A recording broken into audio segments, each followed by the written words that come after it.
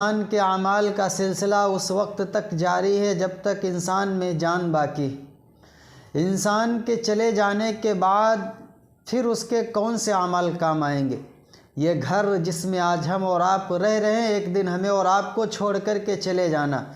یہ باغات، یہ کھیتیاں جو ہم نے خرید رکھی، ایک دن ہمیں چھوڑ کر چلے جانا۔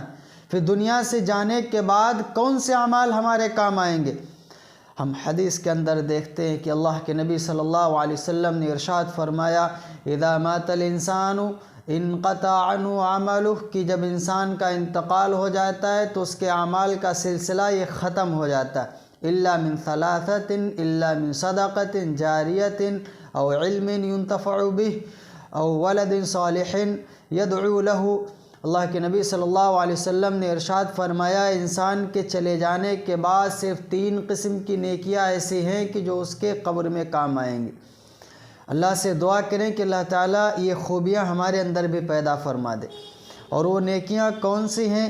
حضور صلی اللہ علیہ وسلم نے ارشاد فرمایا کہ قبر کے اندر انسان کے چلے جانے کے بعد بھی اگر کوئی نیکی کام آئے گی تو وہ نیکی 3 قسم کی ہے۔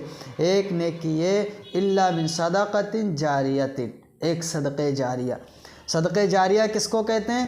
صدقہ جاریہ یہ ہے کہ اگر آپ نے کوئی مدرسے کی تعمیرات میں آپ نے حصہ لیا، مسجد تعمیر کروائی، آپ نے اس میں اپنا پیسہ خرچ کیا، اسی طرح سے کوئی ایسا پیڑ لگوا دیا کہ غریب غربا اس سے کھاتے رہے، آپ نے پانی کا انتظام کیا کہ اس سے پیاسے سیراب ہوتے رہے، یہ سب صدقہ جاریہ ہے۔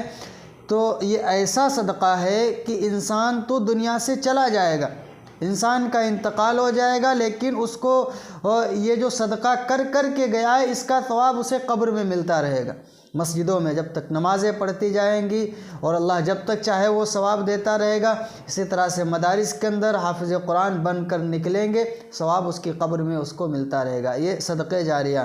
ایک اور صدقہ تو صدقہ جاریہ ہو گیا جو قبر کے اندر اس کے لیے ثواب کا ذریعہ بنے گا اور اللہ سے عذاب کی حفاظت کا ذریعہ بنے گا۔